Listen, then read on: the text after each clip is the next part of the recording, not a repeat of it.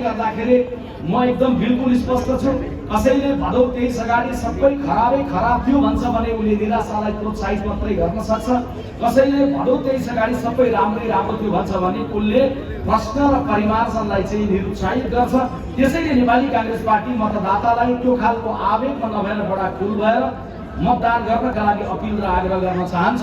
कति बेला लागेको छ, पुरानो हुने बित्तिकै कुनै कुराको दिन जान्छ।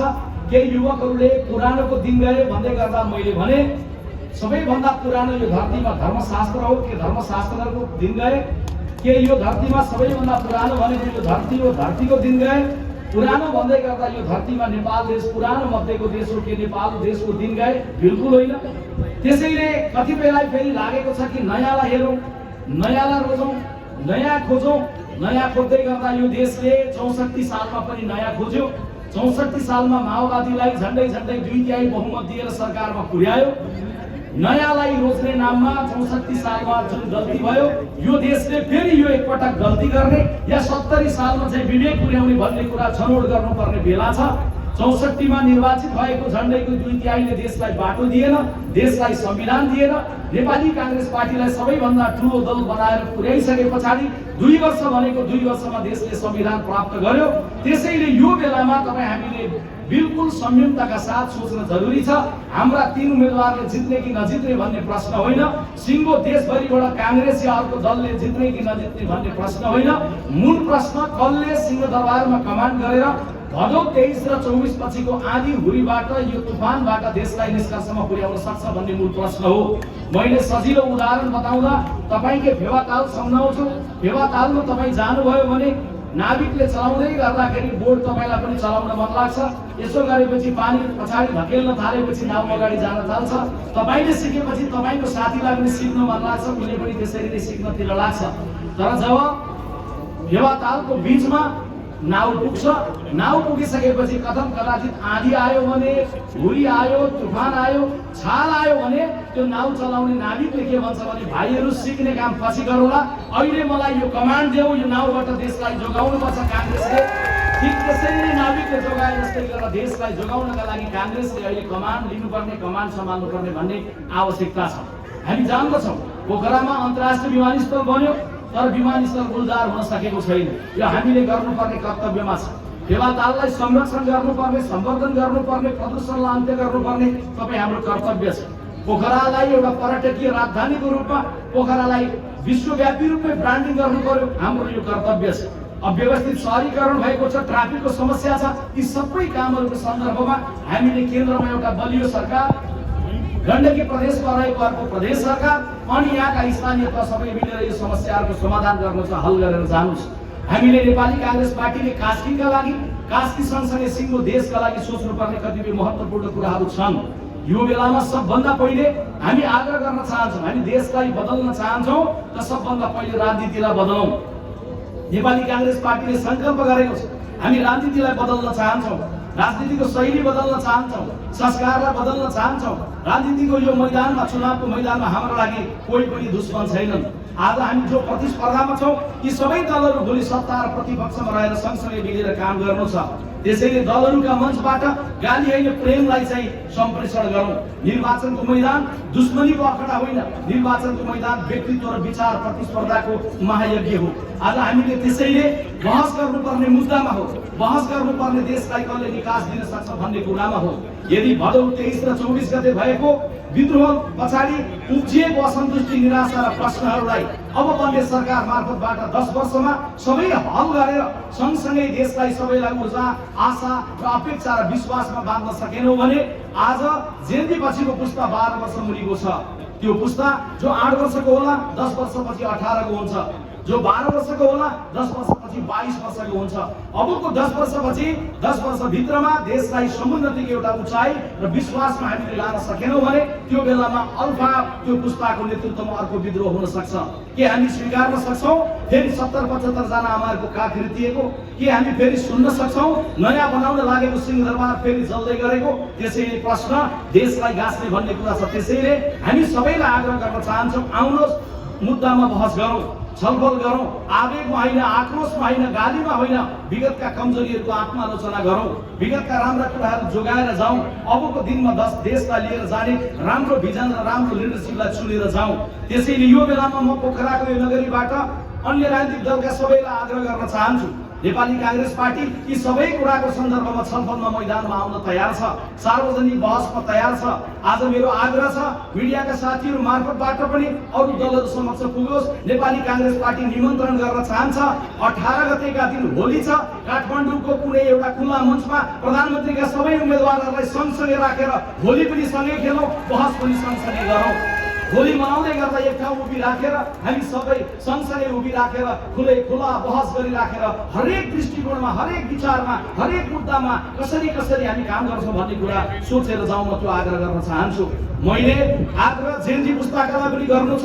जेनजीका युवाहरूलाई भन्दै गर्दा तपाईँहरूले चाहनुभयो भदौ 23 र 24 गतेको प्रदर्शन मार्फत देशमा परिवर्तन सरकारमा, परिवर्तन दलहरूमा, परिवर्तन तपाईको प्रशासनमा, परिवर्तन तपाईको समग्र समाजमा, परिवर्तन समग्रतामा, विकास निर्माणको गतिमा, परिवर्तनको त्यो अपिल, परिवर्तनको त्यो आह्वानलाई सम्मान छ, सेल्युट छ। परिवर्तन तपाईले माग्नुभयो भन्दैमा केवल एउटा निर्णयले त्यो परिवर्तन हुन सक्दैन, तर परिवर्तनको सुरुवात कसैले गर्यो कि गरेन, जेनजीले यो बेलामा गम्भीरतापूर्वक हेर्नुपर्छ। यदि परिवर्तनको सुरुवात कसैले गरेको छ भने तपाईले विश्वास गर्नुपर्छ, जो बदलिन्छ उसले बदल्न सक्छ भन्ने तपाईले विश्वास गर्नुपर्छ। म जान्दछु तपाई सबले जान्नुहुन्छ यो देशमा कसैले परिवर्तनको सुरुवात भदौ 23-24 पछि गर्यो भने, आफै भित्रबाट परिवर्तनको सुरुवात गरौँ भन्यो भने सबैभन्दा पहिले अग्रपन्थीमा उभिएर नेपाली कांग्रेस पार्टीले विशेष महाधिवेशन गरेर गगन थापालाई सभापति बनाइराखेर प्रधानमन्त्रीको उम्मेदवार बनाइराखेर एउटा बदलिएको राजनीतिक दलको रूपमा लिएर आएको छ। त्यसैले पुरानो रोज्नु पर्यो, पुरानो कम्पनी रोज्नु पर्यो भने कांग्रेस हो, बदलिएको दल, नयाँ ऊर्जालाई रोज्नु पर्यो भने त्यो कांग्रेस हो। त्यसैले त्यो कांग्रेस सबैलाई आग्रह गर्न चाहन्छ, चुपचाप फलानो चिन्हमा छाप होइन, प्रश्न गर्नुहोस्। प्रश्न र प्रश्न पछाडि तपाईको सन्तुष्टिपछि तपाईको मत हामी चाहन्छौँ। नेपाली कांग्रेस पार्टी यो देशको आसनमा पनि बदल्न चाहन्छ, शासनमा पनि बदल्न चाहन्छ, व्यक्तिले गर्ने भाषणमा पनि बदल्न चाहन्छ। आज यो देशको शासन प्रणालीलाई बदल्ने भन्ने प्रतिज्ञा हामीले गरेका छौँ। त्यसैले छलफल गरौँ। 18 गते सम्भव हुन्छ, हाम्रो निमन्त्रण माग्नुहुन्छ, हामी आयोजना गर्न तयार छौँ। छलफल गर्दै गर्दाखेरि म तपाईहरु सबैलाई आग्रह गर्न चाहन्छु, 75 वर्षमा किन कोही प्रधानमन्त्री लगातार 5 वर्ष बन्नु भएन? छलफल गरौँ। अब बन्ने प्रधानमन्त्री 5 वर्ष टिक्न सक्ने कि नसक्ने, कसरी टिक्ने, कुन पद्धतिले टिकाउन सकिन्छ, छलफल गरौँ। मेरो व्यक्तिगत प्रस्ताव छ, सबैभन्दा ठूलो जितेको राजनीतिक दल, सबैभन्दा बढी सिट लिएर आउने दल, समानुपातिकबाट सबैभन्दा बढी सिट, प्रत्यक्षबाट सबैभन्दा बढी सिट ल्याउने दललाई पुरै 5 वर्षलाई देशको शासन सत्ता सुम्पिनलाई के अन्य राजनीतिक दलहरू तयार हुनुहुन्छ? सबैभन्दा ठूलो दल जुन बन्छ त्यो दललाई बहुमतमा पुगेन भने समानुपातिक तर्फबाट बुझाइएको सूचीको विनर्स टेक अलको थ्योरी बमोजिम सबैभन्दा उलाई नपुगेको सिट संख्या दिन के तपाईहरु तयार हुनुहुन्छ? कांग्रेस दोस्रो दल भयो भने सम्पूर्ण रूपले प्रतिपक्षमा बस्नका लागि तयार भएर छलफल गरेर डकुमेन्ट हस्ताक्षर गर्न तयार छ। के दोस्रो दल भन्यो भने सरकार बाहिर बस्नुलाई हस्ताक्षर गर्न तयार हुनुहुन्छ? आज आउनुहोस् एउटा सहमति गरौँ। सहमति गरिराखेर देशलाई 5 वर्ष टिक्न सक्ने प्रधानमन्त्री पद्धतिमा लिएर जाउँ भनेको प्रधानमन्त्रीलाई नपुगे बहुमत समानुपातिको सूचीबाट दिउँ, त्यो प्रधानमन्त्रीलाई विज्ञ सहितको मन्त्रीमण्डल बनाऊ भनौँ, त्यो प्रधानमन्त्रीलाई 2 वर्ष पछाडि फेरि विश्वासको मत लियो भनौँ, त्यो प्रधानमन्त्रीलाई कामहरूको आधारमा परीक्षण गरौँ। भ्रष्टाचार नियन्त्रण पहिला भन्दा भयो कि भएन? प्रति व्यक्ति आय बढेर गयो कि गएन? पुँजीगत बजेटको खर्चको आकार बढेर गयो कि गएन? नागरिकमा खुसियाली बढेको छ कि छैन? यो आधारमा त्यो प्रधानमन्त्रीलाई बाँकी समयको लागि विश्वास दिउँ र पुरा 5 वर्ष देशमा काम गर्न सक्ने अवस्था बनाएर जाउँ। आज हामी यो राष्ट्र निर्माणका लागि सबैभन्दा मुख्य कुरो नागरिकको बल होइन, नागरिकको मनोबल उच्च बनाउन चाहन्छौँ।